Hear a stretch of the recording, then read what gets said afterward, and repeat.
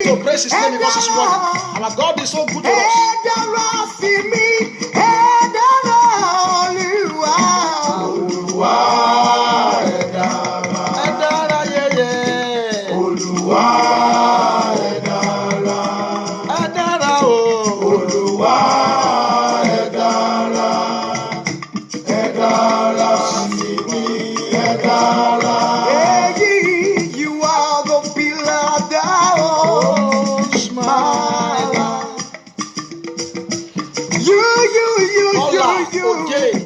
Thanks for joining me tonight.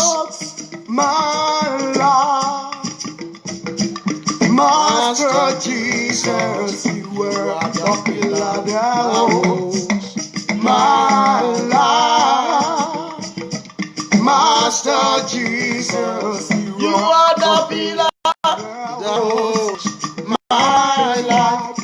You are the pillar to bear me roll. You are the pillar that holds my life. You are the pillar that sustains my life. You are the pillar that holds my life. You are the Master Jesus. Master Jesus, you are the pillar that holds my life. Master Jesus, you are the pillar that holds my life. Eyini Baba, Yeah. Toto Baba. Begin to worship God tonight. He's worthy. He's our Father. Toto Baba, Eyini Baba, Toto Baba, Eyini Baba, Toto Baba, Lord. you are more than a father. You are more than the king. You are more than everything to me. You are my father. Eyini Baba, Toto Baba, Lord.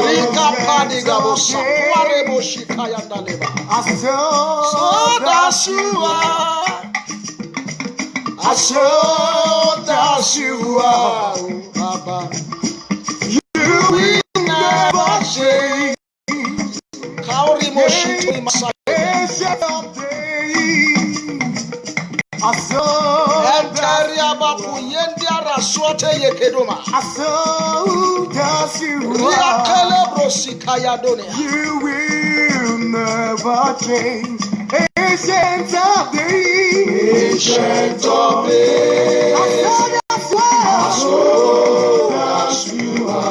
saw that's why. Thanks for joining me tonight. You will never change. Ancient of days.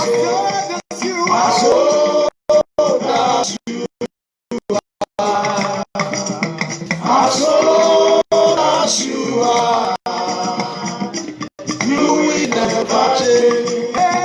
Baba, gbọpẹ́ mi, Gbà mo wà láàyè.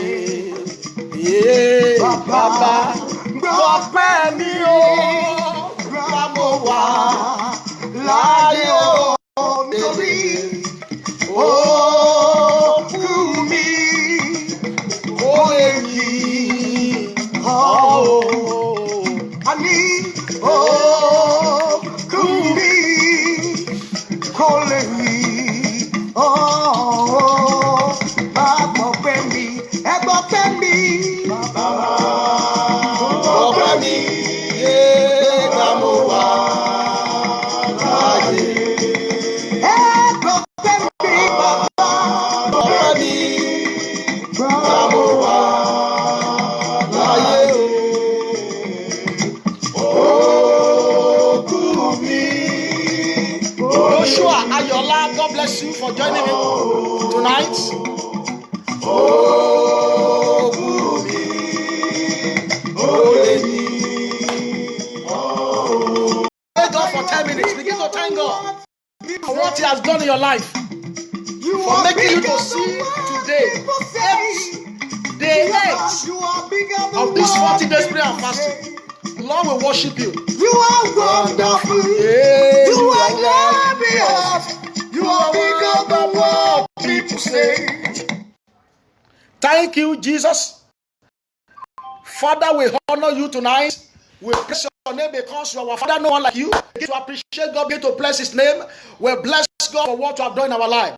Begin to appreciate him. No one like him, no one can be compared to him. Lord, we thank you for day 1, for day 2, day 3, for day 4, for day 5, for day 6, for day 7, and today day 8. We thank you for strength to fall ahead in the fasting. Lord, we thank you. We bless your name.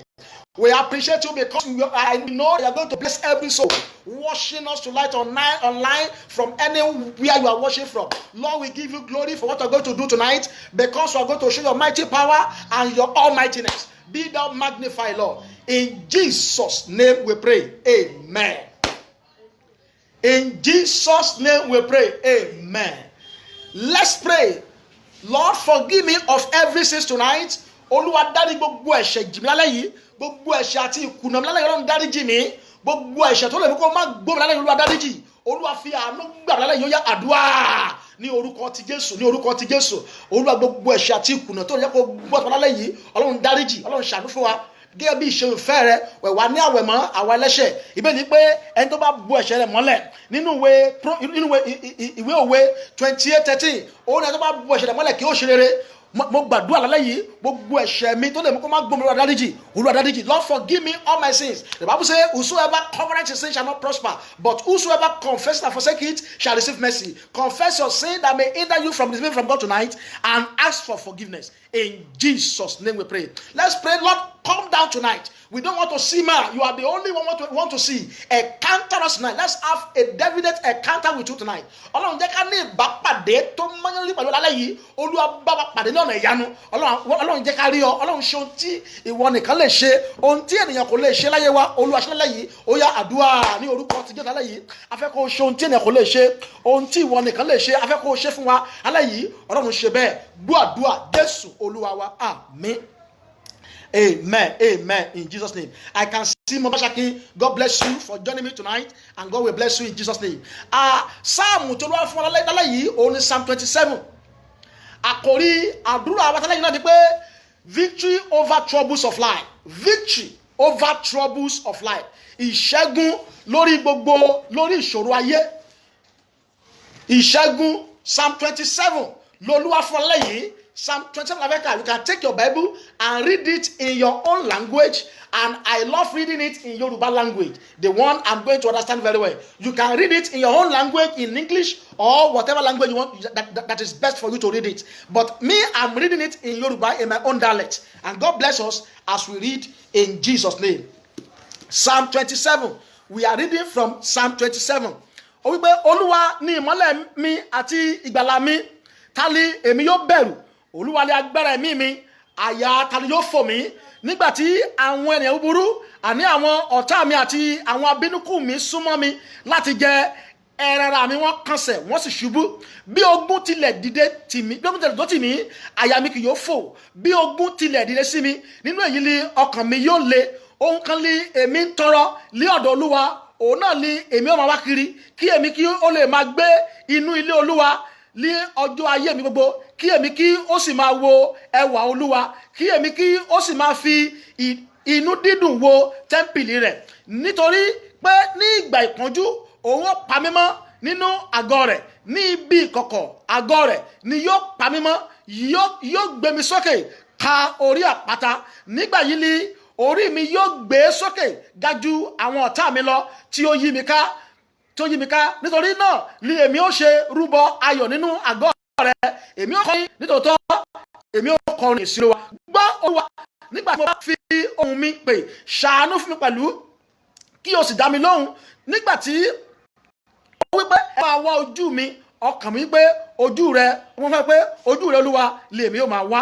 Má ṣe pa ojú rẹ mọ́ kúrò lọ́dọ̀ mi. Má ṣe fi ìbínú ṣá ìránṣẹ́ rẹ tì. Ìwọ ni ó ti ṣe ìrànlọ́wọ́ mi. Má fi mí sílẹ̀, bẹ́ẹ̀ ni kí ohun má sì ṣe kọ̀ mí, Ọlọ́run ìgbàlà mi. Nígbà tí bàbá àti ìyá mi bá kọ̀ mí sílẹ̀, nígbà náà ni Olúwa yóò tẹ́wọ́ gbà mí. Má ṣe fi mí lé, kọ́ mi lé ọ̀nà rẹ Olúwa, kí o sì tọ́ mi ní ọ̀nà òtítọ́ nítorí àwọn ọ̀tá mi. Má ṣe mí lé ìfẹ́ àwọn ọ̀tá mi lọ́wọ́ nítorí àwọn ẹlẹ́rìí èké dìde sí mi àti irú àwọn tí ń mí ìmí ìkà. Ṣùgbọ́n èmi ti gbàgbọ́ láti rírí Olúwa ní ilẹ̀ alààyè. Dúró de Olúwa kí o sì tújúká, yóò sì mú ọ lé àyàlé. Mo ní dúró de Olúwa. Ògo ní fún Baba àti fún Ọmọ àti fún Ẹ̀mí Mímọ́, bí ó ti wà láti kọ́ṣe, ó ń bẹ nísìnyí, bẹ́ẹ̀ ni yóò sì máa rí ní ìgbà gbogbo ayé àìnípẹ̀kun. Àmín. Hallelujah. Hallelujah. Ẹ jẹ́ ká wo ibi tí a kà yẹn, ibẹ̀ láti kọ́kọ́ máa gbàdúrà lálẹ́ yìí.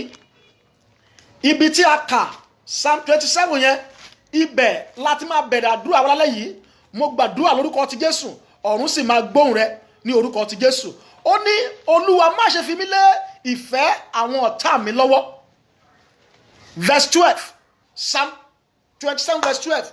Ó ní Olúwa má ṣe fi mí lé ìfẹ́ àwọn ọ̀tá mi lọ́wọ́. He says, deliver me not over unto the will of my enemy. I prophesy to somebody watching me now. Ọlọ́run ò ní fi ọ́ lé ìfẹ́ àwọn ọ̀tá rẹ̀ lọ́wọ́. Bí ọ̀tá ti fẹ́ kó rí fún ọ, kò ní rí bẹ́ẹ̀ fún ọ. Ìfẹ́ ọ̀tá ò ní ṣẹ lórí ayé rẹ lórúkọ ti Jésù Kristi. Gbogbo ìpinnu ọ̀tá lórí ayé rẹ ó yá kó di asán báyìí. Wá pariwo, Olúwa gbà mí lára yìí, má fi mí lé ìfẹ́ ọ̀tá mi lọ́wọ́. Bí ọ̀tá mi ti fẹ́ kó rí fún mi, Ọlọ́run má jẹ́ ó rí bẹ́ẹ̀ fún mi. Lord, don't deliver me unto the will of my enemy. How my enemy wants to be for me, don't let it go the way my enemy wants it. Open your mouth and pray. My Father, I pray tonight you will not deliver me unto the will of my enemy. Olúwa má fi mí lé ìfẹ́ ọ̀tá mi lọ́wọ́. Bí ọ̀tá mi ti fẹ́ kó rí fún mi, Ọlọ́run má jẹ́ ó rí bẹ́ẹ̀ fún mi. Ní orúkọ ti Jésù Kristi, gbogbo ìpinnu ọ̀tá lórí ayé mi, Olúwa sọ di asán. Àbá ènìyàn ìkà lórí ayé mi, Olúwa sọ di asán. Gbogbo ìpinnu bí ọ̀tá ti fẹ́ kó rí fún mi, Olúwa má jẹ́ kó rí bẹ́ẹ̀ fún mi. Ní orúkọ ti Jésù Kristi, bí ọ̀tá mi ti fẹ́ kó rí fún ayé mi, bó ti fẹ́ kó rí káyé mi ó lọ, má jẹ́ ó lọ bẹ́ẹ̀. My life will not go the way the enemy wants it. Carry my side here. Ayé mi ò ní lọ bí ọ̀tá mi ti fẹ́. Pray that prayer. Begin to pray. My life will not go the way the enemy wants it. Begin to type that prayer now. Olóyèdè Tọ́pẹ́ Emmanuel, God bless you. I can see you. Olóyèdè Tọ́pẹ́ Emmanuel, God bless you. I can see you. Lord, my life will not go the way my enemy wants it. Bí ọ̀tá mi ti fẹ́ kí ayé mi ó rí, ayé mi ò ní lọ bẹ́ẹ̀ ní orúkọ ti Jésù.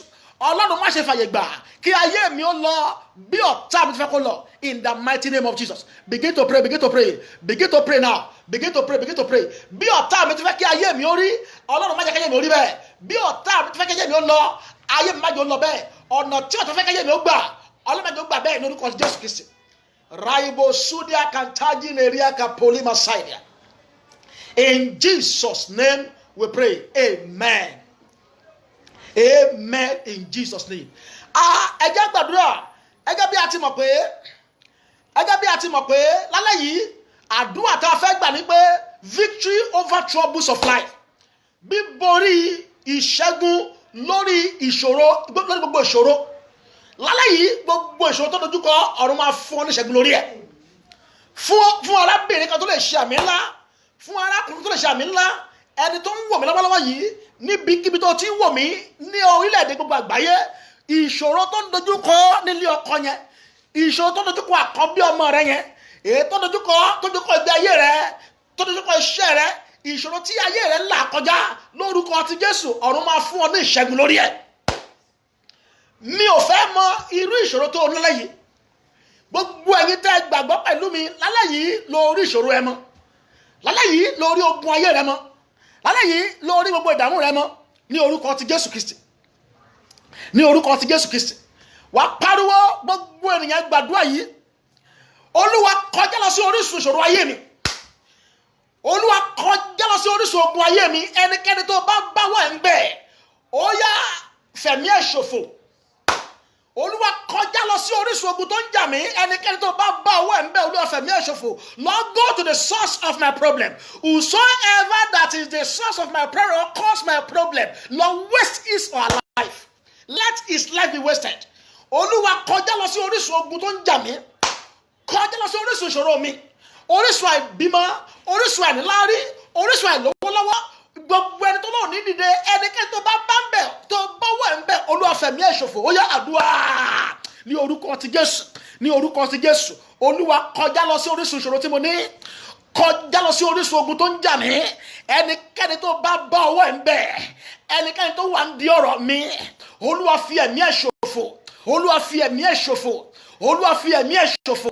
Ẹnikẹ́ni wò jẹ́ kàhámàdìbòrìà, ogun ọjọ́ pípẹ́ tó ń jà mí yìí, ìṣòro ọjọ́ pípẹ́ tí mo wà nú ẹ̀ yìí, gbogbo ogun má dìde yìí, ogun má tẹ́gbẹ́ yìí, ogun má tọ́gbà yìí, Olúwa kọjá lọ sí orísun ìṣòro yìí.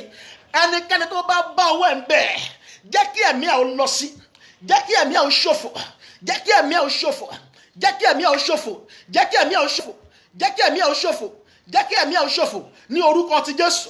Jẹ́ kí ẹ̀mí ẹ̀ ó ṣòfò, kọjá lọ sí orísun ìṣòro, orísun ogun ayé mi. Ẹnikẹ́ni tó bá ń bẹ̀, Olúwa jẹ́ kí ẹ̀mí ẹ̀ ó ṣòfò ní orúkọ ti Jésù. In Jesus' name we pray, amen.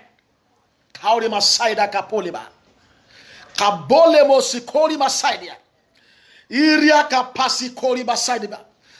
Ìdá ẹgbàdúrà yìí gbogbo ènìyàn, gbogbo àwọn tó ń bọ̀ gbogbo àgbáyé, bó wà ti US, ó wà ní London, ó wà ní Chicago, ó wà ní Canada, ó wà ní Dublin, ó wà ní Dubai, ó tún wà ní Nàìjíríà, àbó tí ẹ wà ní abúlé wa.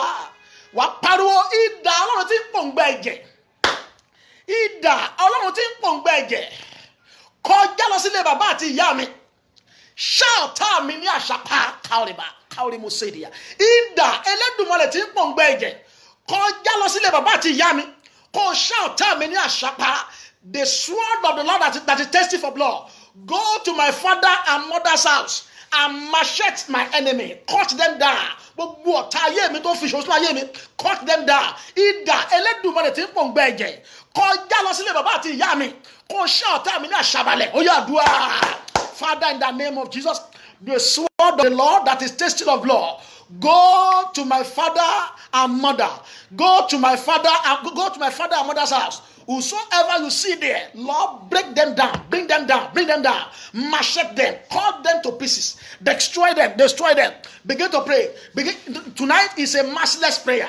It's a merciless prayer. We need victory by fire, by force over every problems of life. We need victory by fire, by force over every issues of our life. We need victory by fire, by force over every problems of life. In the mighty name of Jesus. Roika ponde ligesiata. Ita kanda legrezi keima suta yagabua. Eria kapashiko ye mazintaya basaidia. Ida Ẹlẹ́dùmarè tí ń pòǹgbẹ ẹ̀jẹ̀. Lọ mú ẹ̀jẹ̀ lára ọ̀tá bàbá mi. Mú ẹ̀jẹ̀ lára ọ̀tá ìyá mi. The sword of the Lord that is thirsty of blood, go and swap the blood of my enemy. Mú ẹ̀jẹ̀ lára wọn lálẹ́ yìí ní orúkọ ti Jésù, ní orúkọ ti Jésù. Olúwa ṣe bẹ́ẹ̀, Olúwa ṣe bẹ́ẹ̀, Olúwa ṣe bẹ́ẹ̀, Olúwa ṣe bẹ́ẹ̀. In the name of Jesus, Kuri Masaidia. In the mighty name of Jesus. Olúwa fún mi ní ìṣẹ́gun lórí àlàyé yìí. In Jesus' name we pray. Amen. Amen. In Jesus' name. Amen. Kari Masaidia. Matuye kende ide ikoma saidia. Rika positoria. Iga kaboli mosuka poliba. Inda legedegede bosia. Mo fẹ́ kí gbogbo èèyàn gbàdúrà yìí. Wá pariwo Olúwa bá mi ṣẹ́gun ọ̀tá mẹ́ta. Olúwa bá mi ṣẹ́gun ọ̀tá mẹ́ta yìí. Ogun ọ̀tá òde, ogun ọ̀tá ilé àti ọ̀tá inú. Ọ̀tá mẹ́ta ló wà. Ọ̀tá òde, ọ̀tá ilé àti ọ̀tá inú. You have three enemies: the outside enemy, insider enemy, and inside enemy. Olúwa fún mi ní ìṣẹ́gun lórí ogun ọ̀tá mẹ́ta yìí. Ọ̀tá òde, ọ̀tá ilé àti ọ̀tá inú. Lord, give me victory over these three enemies: the outside enemy, inside enemy, and internal enemy. Open your mouth and pray. Ní orúkọ ti Jésù, ní orúkọ ti Jésù. Olúwa fún mi ní ìṣẹ́gun lórí ogun ọ̀tá mẹ́ta yìí. Ọ̀tá òde, ọ̀tá ilé àti ọ̀tá inú. Ọ̀tá òde, ọ̀tá ilé àti ọ̀tá inú. Ta ló ń gbógun tì mí? Gbogbo ogun ọ̀tá mẹ́ta yìí lórí àlàyé yìí. Olúwa fún mi ní ìṣẹ́gun lórí ogun ọ̀tá mẹ́ta yìí. Olúwa fún mi ní ìṣẹ́gun lórí ogun ọ̀tá òde, lórí ogun ọ̀tá ilé àti ọ̀tá inú. lórúkọ ti Jésù Kristi èyíkéyìí tí ìṣòro ti ọ̀dọ̀ rẹ̀ wá ń bẹ̀ lálẹ́ yìí Olúwa fún mi ìṣẹ́gun lórí ogun ọ̀tá òde ọ̀tá ilé àti ọ̀tá inú ní orúkọ ti Jésù. Gbogbo ogun ọ̀tá òde ọ̀tá ilé àti ọ̀tá inú lórúkọ ti Jésù Olúwa fún mi ìṣẹ́gun lórí ẹ̀. Olúwa fún mi ìṣẹ́gun lórí ẹ̀ ní orúkọ ti Jésù. Lórí gbogbo ogun ọ̀tá òde ọ̀tá ilé àti ọ̀tá inú ní orúkọ Jésù Olúwa lálẹ́ yìí fún mi ní ìṣẹ́gun lórí ẹ̀ in the mighty name of Jesus. Kurima sintaya bakoria entori bakuri shantaya basaida irakaponde legresia ajumba aikosika baduya erokapole bosikaya entoyegre sikaria masidia masuka ponde igia kataya seloba rika andoyika rusiada legedegedegedegede ya rosika ponda legresi kayaba. Olúwa fún mi ní ìṣẹ́gun lórí ogun ọ̀tá mẹ́ta yìí ọ̀tá òde ọ̀tá ilé àti ọ̀tá inú in the mighty name of Jesus. In the mighty name of Jesus. In the mighty name of Jesus. In Jesus' name we pray. Amen. Amen. A ti gbàdúrà fún bí ìṣẹ́jú mélòó kan mo fẹ́ ká gbọ́ Ọlọ́run ṣókí ká tó tún gba àwọn àdúrà tó ní agbára tó kù. Don't go yet. I have some powerful prayer to pray with you. Tonight we are looking at victory over troubles of life. Victory over troubles of life. I don't know what is your own trouble. Tonight, God will give you over all the troubles of your life in the name of Jesus. You will have victory over every trouble, over anything that is affecting your life, affecting your marriage, affecting your children, affecting your business, affecting your career, affecting your destiny, in the mighty name of Jesus. Alayi, Ọlọ́run máa fún ọ ní ìṣẹ́gun lórí gbogbo ogun tí ayé ń gbé tì ọ́. Gbọ́n tí Psalm 27 yẹn sọ, ó ní Olúwa ni ìmọ́lẹ̀ àti ìgbàlà mi, ta lè èmi yóò bẹ̀rù. Olúwa lágbára ẹ̀mí mi, àyà ta yóò fò mí nígbà tí àwọn ènìyàn búburú àní àwọn ọ̀tá mi àti àwọn abínúkù mi súnmọ́ mi láti jẹ ara mi, wọ́n kànsẹ̀ wọ́n sì ṣubú. Ẹnìkan ń gbọ́ lálẹ́ yìí, ọ̀tá rẹ̀ máa ṣubú kàrẹ̀. Ọ̀tá àyànmọ́ rẹ̀ máa ṣubú. Gbogbo ọ̀tá tó ń gbógun tì ọ́, gbogbo ọ̀tá tó ń ṣe ọ́, ọ̀tá tó ń dààmú ìrìnàjò ayé rẹ̀, ọ̀tá tí kò mú kí ògo rẹ̀ farahàn ní kíákíá lórúkọ ti Jésù lẹ́yìn wọ́n máa ṣubú ní orúkọ ti Jésù. Ó ní bí ogun tilẹ̀ dótì mí àyà mi kì yóò fò, bí ogun tilẹ̀ dìde sí mi nínú èyí ni ọkàn mi yóò le. Hallelujah. Wà ní pé Dáfídì ń sọ̀rọ̀ pé ọkàn òun yóò le bí òun tilẹ̀ ní gbogbo ìṣòro, bí òun tilẹ̀ ní ọ̀tá, bí òun tilẹ̀ ní ìdààmú nínú ayé òun, pé òun ṣetán láti mú ọkàn òun le nínú Ọlọ́run. Ó bẹ̀rẹ̀ sí ní gbàdúrà. Ẹgbẹ́ bá ṣe mọ̀ pé ìrìn àjò ogójì ọjọ́ yìí 40 days prayer and fasting with Psalm. Ọlọ́run máa ń fún wa ní sáàmù kankan lójoojúmọ́. Inú èyí láti ti máa ń yọ kókó ọ̀rọ̀ tá a bára wa sọ. So problems of life. So life is a battlefield, not a playing ground. Ayé jẹ́ ojú ogun, kì í ṣe bí tá a ti ń ṣeré. Ojú ogun láyé. Olórin kákọ̀ kọrin, Ọlọ́run mọ̀ pé ojú ogun láyé òun bá ti múra sílẹ̀. Òun bá ti múra ìbọn àdá àti ọ̀kọ̀ láti jà ogun ayé. Ọlọ́run wá nú ayé bọ̀ òun mọ̀ pé inú ayé ogun ni. Pé ìṣòro ń bẹnu ayé. Ayé jẹ́, this life is a battlefield, not a playing ground. This life is a warfare, not a funfair. So if you have mentality of warfare, you will win the battle of your life quickly. But if you come to this one to come and have fun, enemy can kill you even when you are enjoying the fun. So you must not leave yourself alone. You must be prepared to fight in this world. Because we are here to fight. And we shall fight the battle, and you are going to win the battle, and God will give you victory over all the battles of life in the name of Jesus. Over all the troubles of your life in the name of Jesus. Kí ló ń tó ń dààmú rẹ gan? Kí ni ìṣòro tó ní gan? Kí ni ìdààmú tó ní gan? Ṣé lórí ọmọ ni tiẹ̀ ni? Ìdààmú tiẹ̀ ni pé o níṣẹ́ lọ́wọ́. Ṣé ìṣòro tiẹ̀ ni pé o tí bímọ? Ìṣòro tiẹ̀ ni pé o ní àìsàn tí o náwó lé. Ìṣòro tiẹ̀ ni pé o lọ́kọ àbí o láya. Kí ni ìṣòro tiẹ̀? Ìṣòro tiẹ̀ pé o ní aláàánú, o rí ẹni àbáfọ̀rọ̀ lọ. Kí ni ìṣòro tiẹ̀ gan? Lálẹ́ yìí, ohunkóhun tó lè jẹ́ ìṣòro tirẹ̀ lórúkọ ti Jésù ọ̀run máa fi òpin sí. Whatever may be your problem tonight, Maybe you have a problem of lack of help and helpers. You have a problem of no husband, no wife. You don't have a child. That's your whole problem. Maybe you have a problem, you've not given birth to a child. You are barren. That's a problem. But tonight, end is coming to all your problems and challenges in the name of Jesus. God will give you victory over every problems of your life, over all the problems and challenges of your life in the name of Jesus. For somebody who can be typing amen, you receive victory over all the problems and challenges of your life right now in the mighty name of Jesus. So I want to tell you five areas how trouble comes. How trouble comes. How trouble comes into man's life. We want to look at this quickly. 5 areas of how trouble comes into man's life. Number 1, trouble can come through oppressions from the enemy. Troubles can come through oppressions from the enemy. We have some scripture to read tonight, but because of my time, you can be writing it down. In the book of Nehemiah 9:27, it says, trouble came to those people. Trouble came to them, and the whole country was troubled. Trouble came from the enemy. The enemy rose a war against them, and the whole country was troubled. So trouble can come into man's life through the oppression of the enemy. I pray every enemy, all the enemy oppressing you, that is causing you trouble and problem, their end has come tonight in the name of Jesus.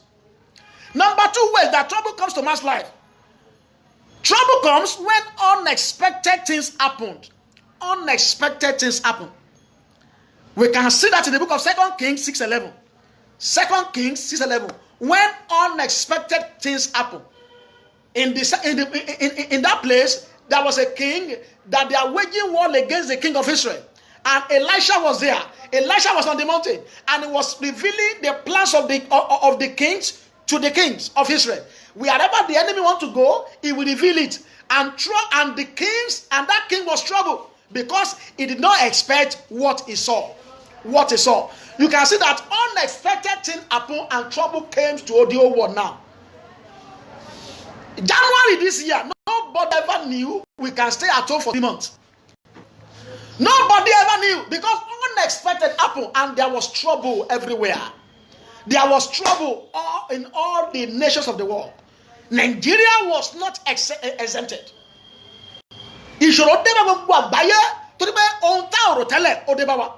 Mo gbàdúrà ogun tó ọ̀rọ̀ tẹ́lẹ̀ tó dé bá ọ tó mú ìṣòro wọnú ayé lálẹ́ lórúkọ Jésù ọ̀run fi òpin sí ogun yẹn. Ìwọ náà ọ̀rọ̀ tẹ́lẹ̀ pé wàhálà lè ṣẹlẹ̀. A man came to meet me last week. Ó wá bá mi last week. Ó ní pastor, ó ní òun mo ṣe fàjáde pé wọ́n ti dà wọ́n lẹ̀ bí iṣẹ́ wọn. Ó dẹ̀ ti lọ yáwó pé òun máa san owó yẹn díẹ̀ lóṣooṣù láti ní owó oṣù òun. Ṣùgbọ́n nígbà tí ó di oṣù kẹfà tó parí, wọ́n bá dà wọ́n lẹ̀ pé àwọn ò lè sanwó wọn mọ́. Èyí wá mú kí ìṣòro kó dé bá, wàhálà wá dé bá torí pé unexpected happen. Kí ni ìṣòro tó rò tẹ́lẹ̀ tó dé bá tó mú kí ọkàn rẹ̀ pò rúru? Kí làwọn ìṣẹ̀lẹ̀ àìròtẹ́lẹ̀ tó dé bá? Ẹlòmíì ọmọ kan wá fún òun ní quick notice níbi tó ń gbé. Láńlọ́ọ̀dù kan wá ó fún ní quick notice láìròtẹ́lẹ̀, wàhálà àti rílé ó dé bá. Mo gbàdúrà gbogbo wàhálà tó dé bá ọ láìròtẹ́lẹ̀ lónìí ó yá ọ̀run fòpin sí ní orúkọ ti Jésù. Ìwọ arákùnrin tí mo ń wò yìí, gbogbo ẹni tó ń wò mí yìí, gbogbo ìdààmú tó dé bá ọ láìròtẹ́lẹ̀ ọjọ́ ayé rẹ lórúkọ Jésù lónìí ó yá ọ̀run fòpin sí báyìí. Every unexpected problem that came to your life unaware, end has come to them tonight in the mighty name of Jesus. And number 4 ways that problems come to our lives is that problems can come through bad dreams. Bad dreams can bring troubles into our life. It can bring troubles into our life. When you have a bad dreams, it can bring trouble into your life. Let's read Genesis 41 verse 8. Genesis 41 verse 8. There was a king, King Pharaoh, had a dream, and this dream troubled him. So he was looking for interpreter.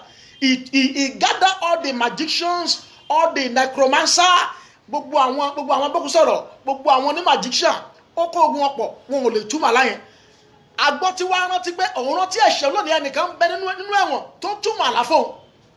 So ìgbà yẹn ni ìṣòro ẹ̀ tó tán, mi ì mọ orú àlá tó ti lá tó mú kí ìṣòro dé bá ọ, tó mú kí ọkàn rẹ̀ ó pọ̀ rúru lónìí lórúkọ ti Jésù, ọ̀run máa yanjú ẹ̀ lórúkọ Jésù. Trouble can come through bad dreams. I pray end has come to every nightmare and bad dreams in your life tonight in the name of Jesus. End is coming to every bad dreams and nightmare in your life tonight in the name of Jesus. In the book of Daniel, let's look at the book of Daniel. Daniel chapter 2 verse 1. Nebuchadnezzar had a dream as well, and there was no interpreter. Bible says he was troubled by the dream that he could not hit. He too gathered all the magicians until Daniel told him that he is the only God that reveals secret, that he will reveal the secret. And God used Daniel to tell him the secret. I don't know the bad dream you've had that brought troubles in your life, that is troubling your mind, that is troubling your life, or the negative or adverse effect of the dream is troubling you. Mo ti rí ẹni tó ẹnìkan pápá nígbà kan, ó lálàá pé wọ́n ń ṣe fọ́nẹ́rà òun lójú àlá. Nínú ìwé ìsìnkú àwòrán ẹ̀ ló wà ńbẹ̀, orúkọ ẹ̀ ló wà lẹ́yìn ẹ̀, ó dẹ̀ la ó rí báyìí bí wọ́n ṣe ń sin òkú òun. Gbogbo àwọn tó wà ńbẹ̀ ó rí wọn, òórọ̀ ìgbà tó máa jí ni pé òun ò tí kú, wàhálà yẹn ló ń bá kiri títí pé kí ló máa ṣe tí àlá yóò fi ní wá sí ìmúṣẹ. Torí wọ́n ti parí ọ̀rọ̀ nínú ẹ̀mí, wọ́n ti sin already, wọ́n ti ṣe fọ́nrán rẹ̀ already, wọ́n ti ṣe ètò ìsìnkú already, ṣùgbọ́n èyí wá mú wàhálà bá ayé rẹ̀, ó ń sá kiri, kò sí lè wọ̀n ní sọ̀tọ̀ lọ. Àfìgbà tá a mú lórí òkè ní ẹ̀mí skẹ́yìn ó jáde kó lára ẹ̀, ẹ̀mí ikú yẹn dẹ̀ fi ayé rẹ̀. Mo gbàdúrà gbogbo àlá tó ti lá tí tó ń retí ọjọ́ tí ó wá sí ìmúṣẹ lónìí, ó yá ọ̀run fòpin sí, ọ̀run bá gbogbo agbára ló burú jẹ́nu ayé rẹ̀, gbogbo àlá búburú tó mú ìṣòro wọnú ayé rẹ̀, tó mú ìdààmú bá ọ, tó mú wàhálà bá ọ, tó ń já ọ láyà, tó kó ẹ̀rù sí ọkàn rẹ̀, tó mú kó o máa sáré kiri lálẹ́ yìí, òpin dé bá lórúkọ Jésù Kristi. All the bad dreams you've had that brought fear, that brought trouble, that is making you to be running escalator, I pray end has come to their negative effect in your life today in the name of Jesus. All the one you dreamt before that brought you to where you are today, I command the end to their effect in your life in the name of Jesus. Arákùnrin àtàlábìnrin tó ń gbọ́ lálẹ́ yìí, mo fẹ́ kó múra láti gbàdúrà. Ìṣẹ́gun máa dé bá ọ, ó máa rí ìṣẹ́gun gbà lórí gbogbo ìṣòro ayé rẹ̀. Bágbàgbé, mo ní how trouble comes to man's life. Mo ní ẹ̀kíní, oppression from the enemy can bring trouble. I said number 2, when unexpected thing happen to you, it can bring trouble. Mo rí ẹni tó yẹ pé ọmọ ìyàdé kú mọ́ lọ́wọ́ lójijì, and this brought trouble into his life. Number 3, when there is no income, it can bring trouble. Isaiah 32 verse 10, he said there will not be harvest. There will not be harvest this year. You will not be able to gather anything on the field. I summarize that scripture, Isaiah 32 verse 10. So when the income is not coming in, when there is no harvest anymore, when all the way that has opened for you where money is passing to come into your hands have been closed, it can bring trouble into your life. Tí gbogbo ọ̀nà ìgbàjẹ́ ìgbàmú yẹn bá ti dí, ọ̀nà tí owó ń gbà wọlé sí ènìyàn lọ́wọ́ bá ti dí, èyí lè mú ìṣòro tàbí ìdààmú wọnú ayé ènìyàn. Mo gbàdúrà fún ẹnìkan, ọ̀nà ìgbàjẹ́ ìgbàmú rẹ̀ ò ní dí. Tí a bá rẹ̀ tó ti dí lálẹ́ yìí, ọ̀run máa bọ́ ṣí. Ọ̀nà tuntun tó máa là, tí owó máa gbàdé ọwọ́ rẹ̀ ó yá ọ̀run kó bọ́ là báyìí. Mo gbàdúrà, a new opening, a new way that is going to open for you where money will be passing through into your hands. I pray that God will open ways for you tonight. Your way shall be open, and all your trouble shall be over in the mighty name of Jesus. Roika ponda legresi koria mashaidia. And two miska baduni katoya. And the last one, when the Lord hides his face, it can bring trouble. When the Lord hides his face from you, trouble. He said, the book of Psalm 30 verse 7, he said, you hid your face from me and I was troubled. Ìwọ pa ojú rẹ mọ́ kúrò ní ara mi, ẹnu sì yọ̀ mí. Dáfídì ní ẹnu yọ òun. Mo gbàdúrà, Ọlọ́run ò ní sá fún ọ. Ọlọ́run ò ní pa ojú ẹ̀ mọ́ kúrò lára ẹ. Ẹnu ò ní yọ̀ ọ́, ayé ò ní yọ̀ ọ́, ọ̀tá rẹ ò ní yọ̀ ọ́ ní orúkọ ti Jésù. When the Lord hides his face from you, it can make you to be troubled in life. I said, oppression, what can bring trouble? Oppression from the enemy can bring trouble. Number 2, when unexpected things happen in your life, it can bring trouble. Number 3, when there is no income, it can bring trouble. And number 4, when bad dreams can bring trouble. And number 5, when the Lord hides his face from you. Those 5 things can bring trouble to your life. And how can you come out of trouble? We are going to pray now. We just spent 40 minutes. I will quickly run through it. How can you come out of trouble? Number 1, when you cry upon God in prayer. You must be ready to cry upon God in prayer. Psalm 50 verse 15. He said, I cry unto you in my trouble and you heard me. Èmi ké pe ọ nínú wàhálà mi, ó sì gbóhùn mi. Aláyìí, bó ti máa ké pe Olúwa, Ọlọ́run máa gbóhùn rẹ̀ aláyìí. Lórúkọ ti Jésù Kristi. David cried unto God in his own trouble and God heard him. I pray, as you are going to be crying upon God tonight, may God hear your voice in the mighty name of Jesus. When you cry upon God in prayer, God will hear you. Psalm 50 verse 15. And number 2, help from God can bring you out of troubles of life. Help from God. Help from God. Psalm 60 verse 11.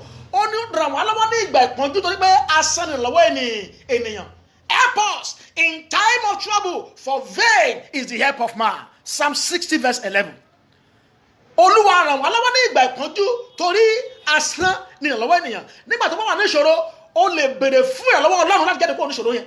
Ọ̀run á dé ràn ẹ́ lọ́wọ́, wàá sì jáde kúrò nínú rẹ̀ lórúkọ ti Jésù. Ìrànlọ́wọ́ Ọlọ́run tó máa mú ọ kúrò nínú wàhálà àti ìdààmú tó wà lọ́wọ́lọ́wọ́ yìí, ó yá lọ rí ìgbà báyìí.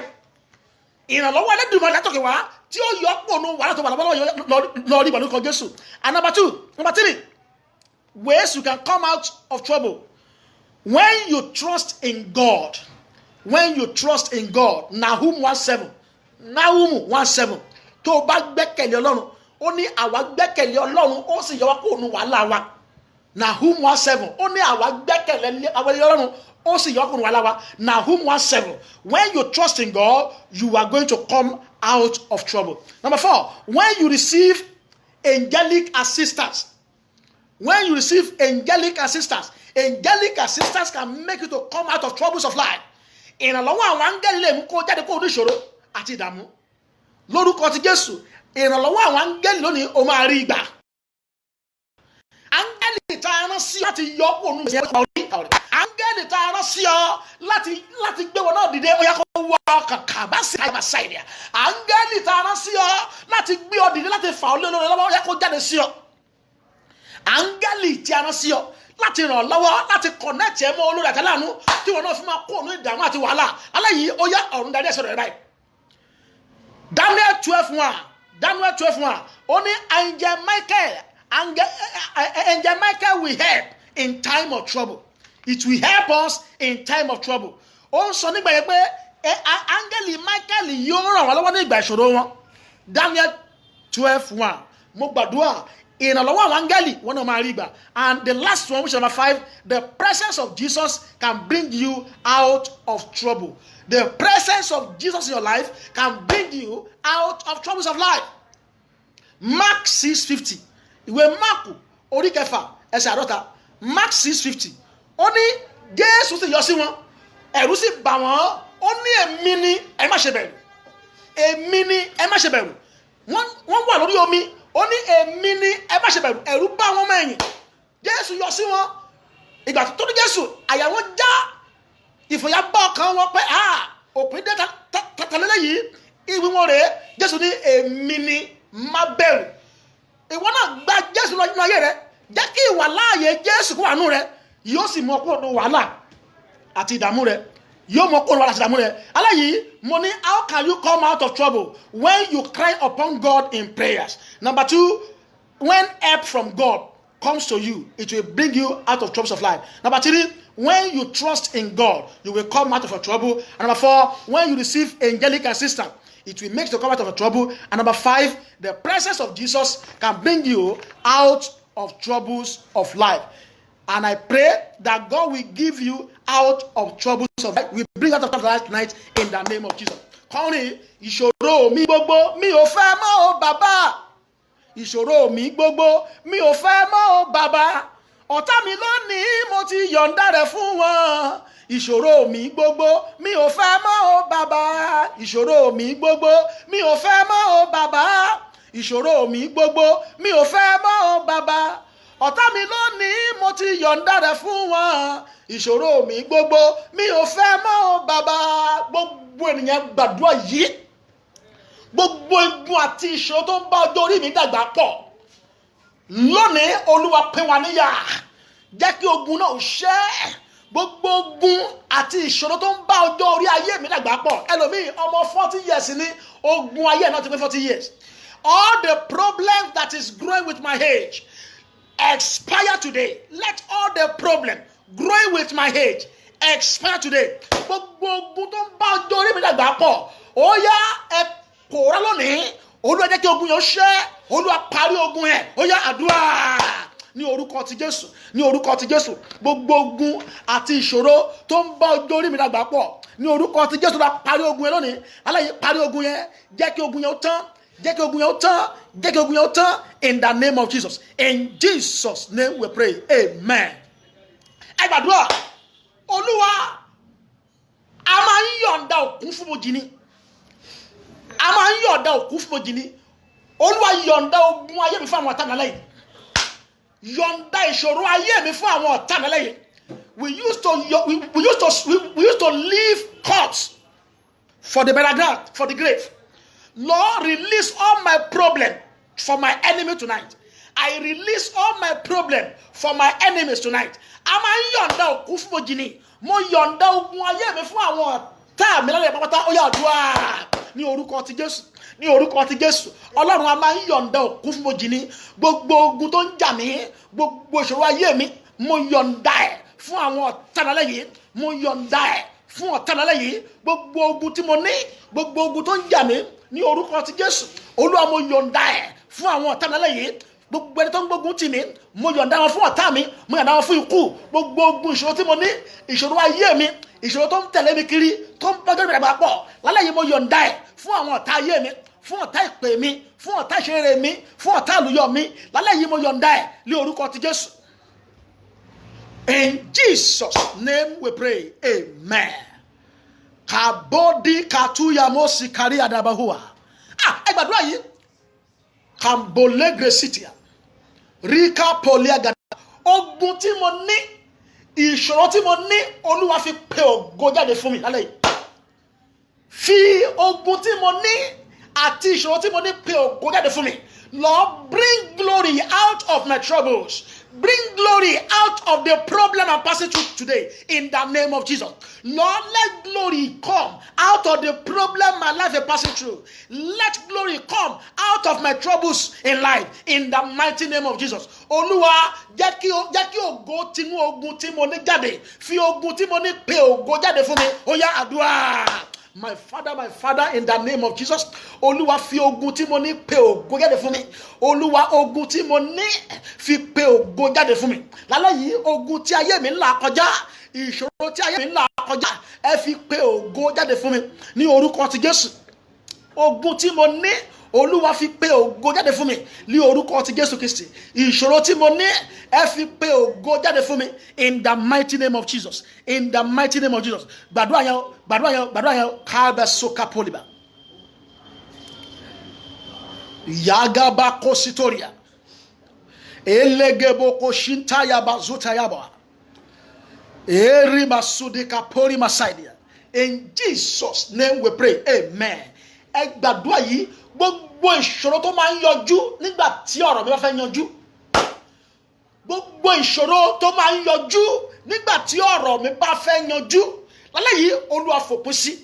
All the problems that do appear when my testimony is about to appear, Lord, put an end to such problems.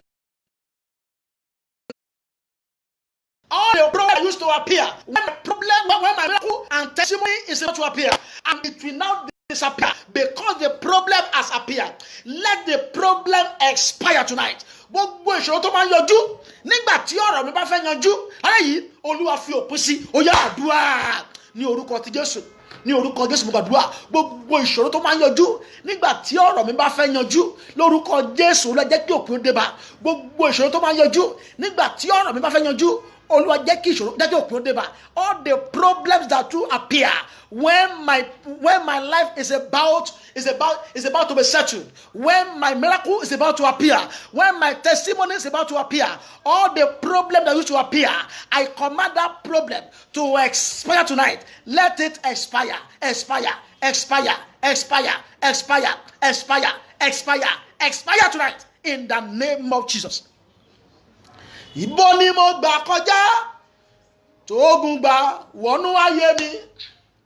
Ibo ni mo gbà kọjá o tógun gbà wọnú ayé mi o. Bàbá gbà bẹ̀ kọjá káyé mi o kò ní ìtumọ̀. Bàbá gbà bẹ̀ kọjá káyé mi o kò ní ìtumọ̀. Ibo ni mo gbà kọjá tógun gbà wọnú ayé mi. Ibo ni mo gbà kọjá o tí ṣòro gbà wọnú ilé mi o. Olúwa gbà bẹ̀ kọjá káyé mi o kò ní ìtumọ̀. Jésù gbà bẹ̀ kọjá káyé mi o kò ní ìtumọ̀. Ibo ni mo gbà kọjá o tógun ti gbà wọnú ilé mi káorí bá sáìdì à. Ibo ni mo gbà kọjá o tí ṣòro gbà wọnú ayé mi o.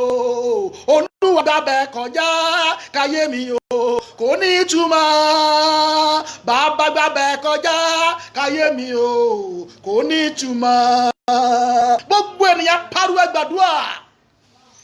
Ibo ni ayé mi gbà kọjá tí mo fara kó ìṣòro àti ogun.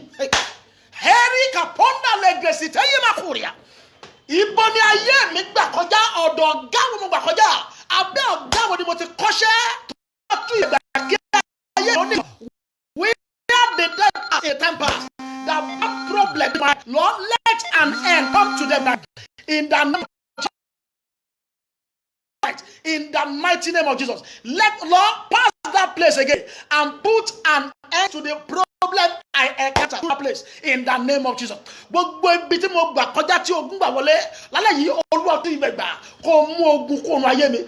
Wherever I've passed in my life, wherever I've passed, where problem has came into my life, now pass that place again and settle me and bring solution to all my problems. Open your mouth and pray. Ní orúkọ ti Jésù, gbogbo ibi tí mo ti gbà kọjá lálẹ́ tí Olúwa tó ibẹ̀ gbà kí o fòpin sí ogun fòpin sí omi gbogbo ní orúkọ Jésù. Abẹ́ ọ̀gá wo mo gbà kọjá tó ṣá mi lọ́gbẹ́. Ilé wo ni mo gbé rí? Ilé mẹ̀rẹ̀ǹtì tí mo gbé rí tí ogun gbà wọlé lórúkọ Jésù. Olúwa tó ibẹ̀ gbà kó fòpin sí ogun tó ń jà mí. Lord, wherever I've passed before, that problem passed through into my life, Lord, let an end come to that. Let an end come to that problem. Lord, pass that place again and put an end to all problems in the mighty name of Jesus. In Jesus' name we pray. Amen. Amen. Amen. In Jesus' name. I pray for you. All those who have watched with me tonight, I pray for you. I can see Oluwadare Makide. I can see my father in the Lord, my mentor, Pastor Peace Akingusoye. God bless you, sir. I can see Prophet Timdayo Joseph. I can see Mama Fela. I can see Olowolagba. I can see Oloyede Tope Emmanuel. I can see Mami Fajaki. I can see Shola. I can see Favor Ayani. I can see Abitalolade. I can see Poila OJ Osegene. I can see Ronka David. I can see Olamide Aina. I can see Ellen Gill. God bless you for joining me tonight. God bless you. I can see Yodele Babola Isaiah. I can see Oti Alege. God bless you for joining me tonight. God will bless you in the name of Jesus. And God will give us testimony in this 40 days program in the name of Jesus. And those who are fasting along with me, we have been fasting. Today is the day 8 of the fast. And God has given us strength. I have not even break my fast. It's after the program that I used to break. And you can repeat and do that. And if you have the strength, you can break by 3. and God will give you strength in the name of Jesus. Now I want to pray over our water. If you have your water there, bring out your water now. Let's pray over water. Bring out your water. Let's pray over our water. And as we are bringing it, for those who want to give your love, you want to pay your tithe, you want to pay your vows, you want to support this ministry. Many people have been buying us data. People have been sending us a little in their hands. So I want you to want to join them. And what God to bless your hands, you can send to that account number, that GTB account. The GTB bank account is there. You can look, you will see it there. You can pay any amount into your hand and surely bless you in the name of. It's not that little money that we are using. It's a lot of things to get together and pray that your hands shall be full of financial testimony before the end of this 40 days in the name of Jesus. I pray your hands shall be full of financial testimony in the name of Jesus. Your begging hand shall turn to a giving hand in the name of Jesus. You will not beg again. You will not beg to eat. You will not borrow to survive in the mighty name of Jesus. You will not borrow to survive in the name of Jesus. God will bless you. God will lift you up. God will bless your family. God will bless your house. God will bless the work of your hands. Whatever you lay your hands upon shall prosper in the mighty name of Jesus. As you pay to that account, God bless you in Jesus' name. Bring out your water. Lord, this is my water. Turn it to your blood. Bible said they overcame him by the blood of the Lamb and by the word of their testimony. And not fear their life, even to the point of death. Wọ́n ṣẹ́gun rẹ̀ nípa ìjọ̀dún àgùntàn àti nípa ọ̀rọ̀ ẹ̀rí wọn. Wọn ò sì bẹ̀rù ẹ̀mí wọn tí lójú ikú. Olúwa lónìí yí omi padà kúrò ní omi lásán lọ sọ di ẹ̀jẹ̀ rẹ̀. Jẹ́ kí ẹ̀jẹ̀ Jésù kọ́dà kún omi yìí. Bí iná bá ń jó, tá a bá domi sísí yóò kú. Tá a bá domi sísí yóò kú. Tá a bá domi sísí yóò kú. Gbogbo iná ogun tó ń jẹ́ ní àgọ́ ara mi. Olúwa pa á nípa omi yìí. Tí n bá ti mú omi yìí, kí iná ogun yẹn kó kú. Ó yá àdúrà. Father, in the name of Jesus, Lord, all the fire of problems burning in my house, burning in my finances, burning in my business place, burning in my life, Lord, as I drink this water, quench the fire of battle, quench the fire of problem. If water is hot, when we pour it inside fire, the fire will be quenched. If water is cold, when we pour it inside fire, the fire will be quenched. Lord, as I drink this water, let the fire of battle, the fire of problem burning in my life, let it be quenched. Quench the fire. Put out the fire in the mighty name of Jesus. In Jesus' name we pray. Amen. Pariwo wọ́n ṣẹ́gun rẹ̀ ní pẹ̀jọ̀dún àgùntàn àti ní pọ̀rọ̀ ẹ̀rí wọn. Olúwa sọ mi di ẹ̀jẹ̀ rẹ̀, ẹ̀jẹ̀ Jésù tó ṣe ní Káfárì. Tí n bá ti mọ mi yìí, gbogbo àìsàn ti inú, gbogbo àìsàn kánsà, gbogbo àìsàn ẹ̀jẹ̀ ríru, gbogbo àìsàn tó ṣúgà ní àgọ́ ara mi, cataract, lórúkọ Jésù, àìsàn ojú, àìsàn ibà ní àgọ́ ara mi, Olúwa fòpin sí, Olúwa pa oró ẹ̀, omi kó pa oró ẹ̀, gbogbo ibi tí ọwọ́ dókítà ò lè dé, nínú ẹ̀dọ̀fóró, nínú ẹ̀dọ̀ mi, nínú ọkàn mi, nínú ahọ́n, nínú àyà, nínú ẹ̀gbẹ́, kí omi kó ṣọlọ síbẹ̀, kí n tọmọ́tọ̀, kí n yàmọ́gbẹ́, gbogbo àìsàn tí ó ti farahàn, àbẹ́ tó farahàn, kó jáde ní àgọ́ ara mi, ó yá àdúrà ní orúkọ ti Jésù, ní orúkọ Jésù, tí n bá ti mú omi yìí, gbogbo àìsàn tó ti farahàn, àti tó farahàn, lára mi kó jáde, all the sickness, or known sickness and unknown sickness, the one that have manifested, the one I'm using medication for, Lord, let it disappear. Let my sickness disappear in the mighty name of Jesus.